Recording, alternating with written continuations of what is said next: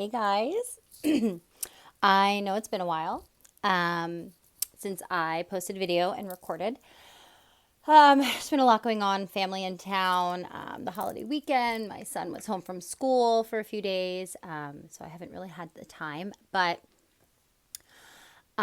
today's topic, grief, I really wanted to talk about because it's something that I've been dealing with.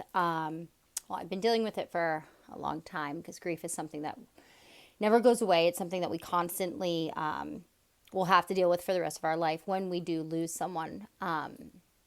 And Tuesday, February 18th, was the 15-year anniversary of my brother's death. So it was something I was thinking about and I thought would be a really good topic. It's very close to trauma, but trauma is something that we can hopefully eventually be rid of when we have it. Something hopefully we can deal with and eventually can grow out of it and get out of all those emotions tied to it. It is something that you do carry with you, but unlike grief, trauma can really transform you. I've talked about it in past videos about how there are lessons, and hopefully you can take what happened to you and turn it into something more positive going forward once you have healed from it. With grief, there's no curing it. It's something you carry with you for the rest of your life, and you just get better over time with dealing with it. And I think it's one of the hardest emotions to deal with. Everybody's going to process grief differently and deal with their grief differently. And I think a lot of it also has to do with who you lost and how they died. Because that's going to really dictate like how heavy of a situation it is. Was it shocking? Was it sudden? Did they do it themselves? Were they young? Did someone do it to them? There's so many things tied to how someone passes from this life that will, have effect on how hard it is to deal with the grief of their death. I unfortunately have lost a lot of people in my life starting at a very young age. I think I was like 7 years old when my first grandparent died, when my grandma died. And then not too soon after, I lost both of my father's parents, my grandpa, then my grandma. I had one grandparent, my pop, my mom's dad. I was lucky enough to have him up until a few years ago. I think it's been like 3 years now. He lived to be into his 90s, and I'm very, very thankful I had him for so long. He actually outlived my father. I lost my dad. It's been 7 years now. Man, time goes by so fast. The funny thing about grief is sometimes it can feel like just yesterday that this person passed away, and then you look at it and you're like, wow, I lost my brother 15 years ago, and it is still something I have to deal with a lot. I don't have to deal with it on a daily basis anymore like I had to for a long time in the beginning. But, every time I think of him, I see the tattoo I got for him, DD, that's what I used to call him. Or I look at his photo that I have in my living room, I just think, damn, can't believe you're not here. When I was young, I was 22 when he passed. He was 40, which, when I tell people that, they're like, oh, okay, so he wasn't like super young. And I'm like, he was young. My husband just turned 40. I'm 37, going on 38 this year. I'm very close to 40, and holy shit, now I'm like, whoa, you were so young. And there's so many things attached to his story and his life that make his story even more tragic and make the grief of his death even harder to deal with. But with my brother, it was a very sudden, shocking, super tragic, horrible way to die. And because of that, And I hadn't seen him for quite a bit of time when he did pass, which made it really, really hard. It took me almost 5 years to stop crying. 5 years to stop crying daily in my car. I would always cry like on my way to work or whenever I was alone. I would cry. And, that helped because I needed to. I needed to feel my emotions, feel my feelings, and I needed to cry it all out. Sometimes we need to cry, for a few weeks when we lose someone, and then we're okay, a month. I had to cry for 5 years. 5 years. And I'm sharing all this information with you and this story with you because if you are someone going through grief, I just want it to maybe it'll help you realize like, okay, it's okay that I'm only here in my journey. It might make you think, damn, I have a long way to go. Maybe you think you're not dealing with it well and you're inconsolable about it. But I think when you hear other people's stories and see that people have been through similar or dealt with similar, and this is how they're doing now, and it maybe will help you with your healing journey and your grief journey. And like I said, everybody's going to be different because we all process our emotions differently. I remember a friend having a really hard time with their grandparent dying.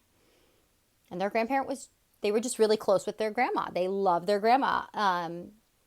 It wasn't a situation where they lived with grandma. Grandma was like, Mom, no, they just were really close with their grandma and they had never lost anyone up until recently. And it was hard for me to listen at times to her and the way she was grieving, because in my head I was like, your grandma lived to be like in her late 80s. She had a really long life. You had her for a really long time. Like, okay, like enough is enough. And I had to stop myself and be like, that's not okay. Everyone's journey is different and she's having a hard time. And you need to acknowledge that and be there for her. And I was. But, and it was okay for me to have those feelings as someone who's lost a father, lost a brother, lost all my grandparents at a young age, started to, I have friends that I've lost, aunts and uncles, like I've lost a lot of people. And of course, for a moment I was going to be like, okay, remember you're talking to me, like, remember you're talking to someone who doesn't have a dad, whose brother died in the way, how he died. And you're talking about grandma passed away in her sleep in her late 80s. Like, okay, I know it's sad, but like, get over it. And it was not fair for me to think that and to, I didn't say that to her, but that was like my ego, I believe. And the part of me that's like, well, what about me? And that's like that victim mindset, right? And it had nothing to do with how I'm feeling or what I've gone through. It didn't diminish that at all. She wasn't saying like, yeah, you lost them, but I lost her. She wasn't saying that at all. She was just grieving her grandmother. And it was a good learning lesson for me to understand that it doesn't matter who it is or how it was. Grief is hard and everyone deals with it differently. Hopefully it helps you build a stronger relationship to God and your loved one after they pass, because I do truly believe that they go somewhere when we die and they are there. I've actually gotten confirmation multiple times from my father that he is here. And it's really helped me deal with the fact that he's not. I get stuck on the fact that my father never got to meet my current husband, the love of my life. He never got to see me pregnant. He didn't see me get married or walk me down the aisle. He never met my children. And it sucks. But I like to think that he's here and he's witnessing all of it. And I know he'd be really proud of me, and I know he'd be in love with my children and my husband and just so happy about the life that I live. And I was lucky enough to get confirmation from a medium after I had my daughter. It was actually crazy, just a little story here.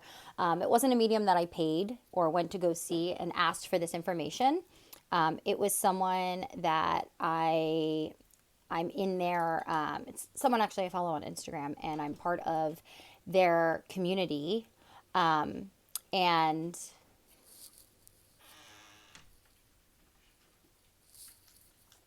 okay, hi. I had to switch rooms. So my husband needed the bedroom. He was showering and stuff. And I get really distracted when like someone walks in and I feel like they're listening to me, even if they know the story I'm telling. So now I'm in my son's room. Anyway, this psychic medium, it was unsolicited. Someone I follow and have admired for a long time. He's actually in Australia. And I'm part of this small group he has. You know, people have that on Instagram where it's like, join my group and get messages and updates on things I'm doing and, you know, whatever. So one night I was laying in bed and there was a message in the group and I opened it and I quickly shut it because it was just like, whatever, like a video. I don't know what he's talking about. And then something told me to swipe back. So I swiped back and I read it. And there were video updates, and then there was text that said, hey everyone, I have a man here in the spirit realm who is trying to contact someone who he said is in this group. He has a very important message he needs to get out. I hope it finds the person it's meant for. I really would like to try to help him. So I was like, oh, what's this? And, you know, I've asked my dad every day since he passed away to please come to me. I get little blips of him in dreams, but I've always just dreamed of getting solid confirmation that he really is here and that he really, you know, can hear me when I'm talking to him, and because I do all the time, and just like let him know that like he is here, he can hear me, he can see me, because that's truly what I believe. And I had just had my daughter. It was like the week that she was born. We were home. And I start watching the video and he's like, I have this man. It's a father trying to contact his daughter. And I was like, oh, interesting. Okay. And I'm listening, not thinking, and this is for me at all. And he continues to talk and he says his name is Paul. And I was like, it's my dad's name. Like, no. And as he goes on, the more information he starts to share, I literally like felt this vibration come over my body. I'm like shaking, hysterically crying. I was like, oh my God, like everything he keeps saying. I'm like, yes, yes, that's my dad. That's my dad. That's my dad. Oh my God. And like, I start to realize like this message is meant for me. Like he describes my dad to a T. He describes his personality. Everything he says is literally like how I describe my father to people. Like almost word for word. It was as if my father said these points so I would know, because it's the exact words I say.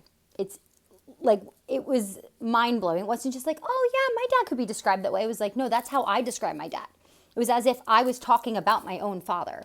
And basically the message was, he goes, he knows, he said, there's something major happening right now in your life. And this is why your father has come forward, because he wants to let you know that he is here and he is present for whatever it is that's happening. He sees it. He is here, and he just wants you to know how much he loves you and that he is sending his whole entire heart full of love to you during this time. And I knew immediately, you know, it was because of the birth of my daughter. And my dad, you know, I'm the youngest of 6, and my dad and I were best friends, so close, spent so many amazing like memories I can think of, and so much time together. And you know, he always called me his baby and his little girl, and always said I looked just like him, and he, you know, daddy's little girl, that's me. And I know, you know, he'd be obsessed and love my son, but when I had my daughter, I just knew, I was like, oh man, my dad would lose it, because my daughter is my twin, and I just knew in my heart like that my dad would look at her and be like, oh my gosh, like I'm holding you all over again. And that it would be a really special moment for him. And I remember just thinking, like, during my birth and even the days after, or during my daughter's birth, like, man, like I really wish my dad was here. So to get that confirmation that he was there for that, it just was everything. And just proves, you know, there is a spiritual realm. And I think knowing that and accepting that and believing that really helps with grief, and really helps when you do lose someone.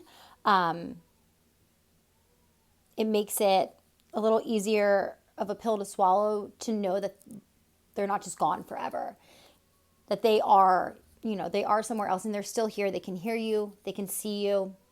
It's really helpful to talk to them. I talk to my loved ones all the time. I know that they're my angels now watching over me and my family. I talk to my dad all the time, especially in the car. And although he can't respond, I know he hears me. And that, I think, is a huge thing that helps with grief. You can also, honor them in many different ways. I think that really is helpful with dealing with your grief. But I think a big thing is like feeling your feelings fully and truly. Very similar to dealing with your trauma, accepting it, but it will take a lot of time, a lot of time. And, maybe you do want to reach out to a medium and try to contact your loved one. And maybe that is something that will help you. I have friends that have done that who, have lost children and loved ones. And it's been really helpful for them to think of them in a better place and to think of them as still being alive in a sense, just not here on this, this plane of existence or somewhere else. But maybe you can contact them. And I have friends who've gotten a lot of confirmation. They've asked for specific items, specific things to fall into their lap or for them to come across, and they do time and time again. And I don't mean just like, oh, let something silly, I can't think right now, but there are certain items that are tied with spirits, like feathers and coins, certain birds, music. I know my father has contacted me many times through music. Last year, I was on a family vacation with my brother. We were in Key West, Florida, which was a place that we used to go on vacation growing up with our parents all the time. It was our family vacation spot. And this was the first time I had been there since high school last year, and with my brother. And we went out one night with, our husband and wife. And the first bar we stopped in on Duval, he was like, oh, Dad loved this bar. Like, let's go in, let's grab a drink. And we go in and we're standing there and I'm looking all around, and all of a sudden, a very specific Pink Floyd song that, Wish You Were Here, that my dad and I loved Pink Floyd, and that I play a lot in my car. And I always tell my dad, like, this makes me think of you. This is a song I play when I think of him. It came on. And I was like, oh my God, the song. And I looked at my husband. He was like, whoa, because he knows. And I pointed it out to my brother, and I just started crying. And I was like, it's Daddy. I was like, the first bar that you and I walk in together in Key West, this place we had spent so much time with Dad, that was special to him, a bar that was special, that he had gone to, whatever, not like super special, but I'm like, and then our song comes on, like that's him letting us know he's here. And I 100% believe he was. And we're like, why would he not be, right? Just orbs and photos. I remember after my brother died, that first Christmas, all of us standing in front of the Christmas tree, the photo, there was a big orb on his son and his daughter's face in the picture. And we have taken thousands of photos on Christmas in front of the tree. In that room, there's never orbs. But the first Christmas when my brother wasn't here, and I just thought we all were like, oh my God, it's D, like he's here. And so many other signs that we have gotten. So I think accepting or believing that they are somewhere else in a better place, free of pain, but they're still here, their spirit is still with you, really helps with the grieving process. And I think it's a really healthy thing to believe in. So I hope, maybe that's something that you can accept, and it'll help you through your grieving process. Remember that your grieving process is going to be long, maybe short. It's something that takes a long time, and something that we're always going to carry with us. Sometimes it comes out like there's definitely times where, I randomly burst into tears because of a song or a situation. When I was planning my wedding and realizing my dad wasn't going to be there to walk me down the aisle, it was really hard.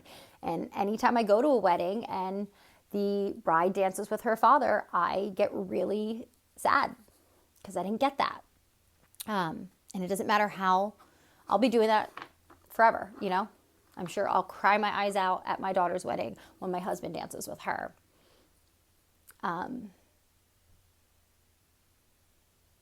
Just know you're not alone in your grief. Unfortunately, there's probably at least one person in the world that has gone through the exact situation as you. And then there's just so many of us that, you never know what someone's carrying. You never know their story. Losing someone, it makes you very resilient. I'm constantly told that by people, everything I've gone through, like I'm so resilient and I'm so strong, and I'm still very optimistic in life, and I'm still a very happy person, because some things are out of our control and you just need to accept it, and that's all part of life. You know, talk to your loved ones, pray, ask for signs, they'll give them to you. Hopefully you can dream about them. And just know that they're not fully gone. They're just in a different plane of existence, and maybe that'll really help you. And know that it is a journey, grief. It's not something we're going to instantly get over. And you may think you have. You may have been like, oh, I cried for a month and I'm over. But it might come out later in life in different ways, those emotions, and that's okay. Feel them, let them come up, let them flow. It's really important that you don't stifle and push away, and that you talk about it. You look at pictures of them, videos, hold them in your heart, talk to them. It really helps. Do it when you're alone in your car, in the shower, whatever works for you. That really helps with it. And just, if it's something that was a super tragic way that they left this world, there's nothing you can do about that. It's something I had to tell myself with my brother. I just have to accept it and, forgive, and just hold the happy memories and the love in my heart and remember him in that way, and not in the way he passed, because he wouldn't want that, right? Even if it was something that was like, somebody like took your loved one's life, they don't want you to remember that. They want you to remember the good times and the happy times. So I hope if you're going through something hard, a grief right now, this video maybe has brought you some sort of comfort. I'm here if you want to talk. If there's any other topics you guys would like me to talk about, you can comment them below, like and subscribe, all those fun things, so I can continue to do this. My whole heart, love and light out to all of you guys. Take care of yourself.